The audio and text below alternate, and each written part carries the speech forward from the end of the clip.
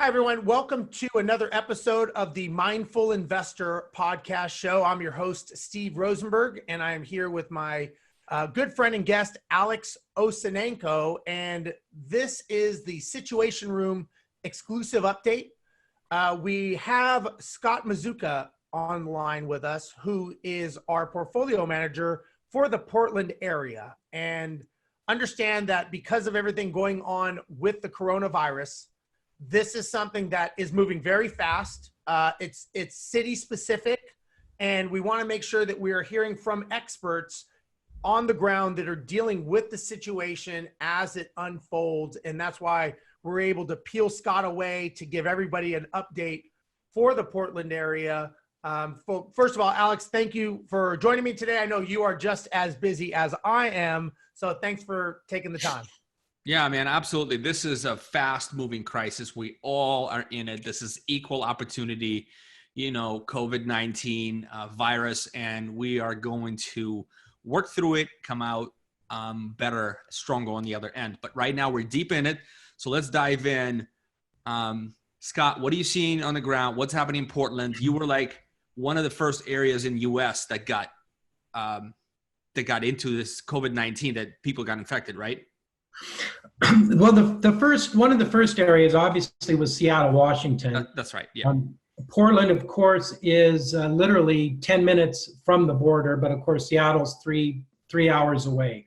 Tons of commerce going between Portland and Seattle. So despite being right next to it, we've been a little bit behind the curve. So relatively compared to Seattle, we have not nearly as many cases. We've had less than 5 deaths. So keep in mind, these numbers are moving constantly. This was probably as of yesterday or the day before. So, but we're kind of at the early stages of this, where if you're going to see that upward quick curve, like has been the pattern, we're kind of at that early stage right before that bounce. Now, do you have shelter in place regs right now? We do have a shelter in place regulations on a multiple level. We have some localities that have put in their own local things. Recently, our governor, Kate Brown, has put in an executive order. This just went into effect yesterday. It started off being kind of an at-will, please everybody stay home. Then the valve, so to speak, got tightened a little bit and said, we're going to actually officially close some things. But where we're actually at today, which is really what's relevant, is it's all about essential services only. Restaurants are closed. Health clubs are closed. Gatherings are limited to 25 or less. Workers are stay at home. The parks are empty, the roads are empty, the streets are empty. How many people would you estimate in the Portland area are not working now? Do you have any numbers on that? And how many people are allowed to gather in one place?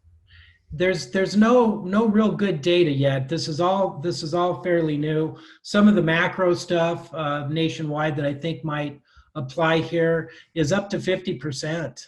Wow. 50% or not. Now, we've heard from different cities that some cities are taking the stance, or some states possibly are taking the stance of furloughing employees, and other states are taking the stance of unemploying them. Do you know if what Oregon or Portland specific is doing and what stance they're taking? A little bit of both. What we're finding out here is small businesses are leaning towards the laying off. They don't have the pockets to do furloughs. Larger corporations and the public sector, they're going to start off with taking vacation time, using that up, and then taking mandatory furloughs to try to ease the pain. Got it. Okay. And what's the impact, Scott? What is the impact you're seeing on your residents, folks who are rent homes from the investors we work with? What are some of the conversations? The conversations are very stressed. They're very concerned. You have households where one person might be in a restaurant worker, another one might be in the travel industry, rental car industry. These are industries that are now by executive orders closed down. No income. I mean, it went from, you're not just shutting or turning down the spigot a little bit, it's shutting off the income completely. So very very concerned and stressed out tenants, even with shelter in place rules in place. Yeah, I'm sure. Now the federal government just passed a massive $2 trillion relief package that nobody really knows what the language is yet exactly, but there's definitely conversations around getting help to people. Not conversations, intentionality is to get people help as soon as possible. But for like April 1st rent, we just don't know, do we? No, we don't. And like you said, if they did just pass that, that's very recent because to my knowledge, it was still on the 5-yard line as of yesterday. So that was good news. I think that's going to reduce the stress level. What we're trying to do is make sure we proactively communicate with tenants, make sure they understand shelters in place, removing late fees, understanding that we're all in this together, and that help is going to be coming. And we're working with everybody 200% on this. Scott, real quick, Alex, I know certain states and certain cities and municipalities are enacting the moratorium for evicting the residents and that kind of thing. Is that in place in Oregon as well? Do you know? Yeah, well, the fact is, Oregon was one of the first to implement that. I think we were second. Multnomah County started it. Beaverton County followed it. Washington County's got one. Eventually, it's a statewide thing now. It's an executive order. The gist of it can vary by locality, but the gist of it is there will be no evictions for non-payment of rent if it's related to COVID-19. Multnomah County, for instance, they just said, we're not evicting anybody until the end of April. So regardless of what the reason is, they've delayed it or postponed it. What are you seeing as far as investors that own properties? What are some of their concerns that are bubbling up to you, and what's their fear? Well, what's really kind of, if you take everybody on a whole, what I'm getting a lot of is it's really bringing the best of humanity out. They're concerned about collecting rent. That's a huge concern. Sure. Because they have mortgage payments to make. But they're also concerned about the tenants. So we have a lot of owners coming forward and just saying, hey, if I need to help out, we're willing to do that. Let us know. Just keep us in communication. And so I think a lot of owners understand what some families are up against. And so the typical business as usual concept of you didn't pay your rent and this is how we're going to react. They're not behaving that way at all. Yeah, I think most investors, if they feel that at least the government is going to protect them, meaning the investors that own the properties, as far as them getting a forbearance on their mortgage payment, I think they're really fine with the residents not being able to pay. I think I'm sure the concern, as I would or any investor would be, is this one-sided? So am I still responsible to pay the mortgage and there's nothing I can do, even though it's the right thing to do?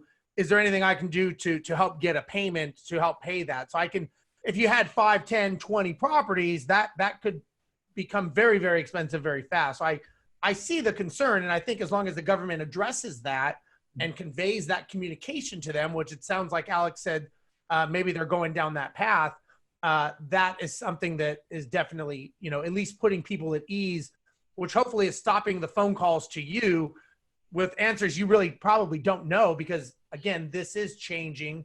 One of my other questions is, because you were one of the first, maybe not the first, but one of the first, have you seen it dissipate off as far as new situations arising, new cases, or is it still pretty steady, or what are you seeing currently? As far as the COVID-19 outbreak, Yes. it's been a slow growth. You know, like you said, we're still, I would classify as early on in the stages, but I think in general, I think Oregon is going to be in pretty good shape. You know, it's really hard to know because, you know, we're all going to look back at this a year from now. Oregon was a little bit slow with some critics in closing all the schools and being a little bit more aggressive. But then as of now, if you compare, say, to the state of Colorado, where they just put in the executive order for the full lockdown, they've already had 700 cases and a whole bunch of deaths, where our cases are still probably under 200. So in some cases, I think we're reacting really pretty quick. But I certainly think, you know, to be honest with you, I think we're doing the right measures where I think we're going to be able to flatten the curve out here if everybody That's what they're supposed to do. Stay, you know, our logo is stay at home, save lives. Right. And it's kind of a message that's not real authoritarian. And that's the kind of a message that really works out here. Great. Yeah, a lot of people are following these guidelines, and Bay Area has been a lockdown for a while. You know, yeah, we're getting punched in the gut from economically, but I'm glad that the government is rushing this economic help, and yeah, we'll be in debt as a nation, but look, we'll be around, right? Yeah. I think that's the kind of key. We'll get through this. We'll get over this. You know, Steve lived through multiple crises. You know, I have as well. You Scott, look like, you know, you've been around for a couple of years. Not saying anything about you know, anything else, but like you've seen 2000. I think that was a slam, Scott, for the record. I'm just going to throw that out there to put some levity on the situation. 2008. Yeah, I was there for 2008. Instead of been around a couple of years, it's really a couple decades for sure, probably 3. But you're right. We're a strong country. You're either going to pay now or you're going to pay later. You're gonna pick which evil. Letting this crisis get out of hand would be very, very expensive too, and I think more damaging to the economy in the long run if it got really out of hand. So, yeah. I think we're doing the right thing.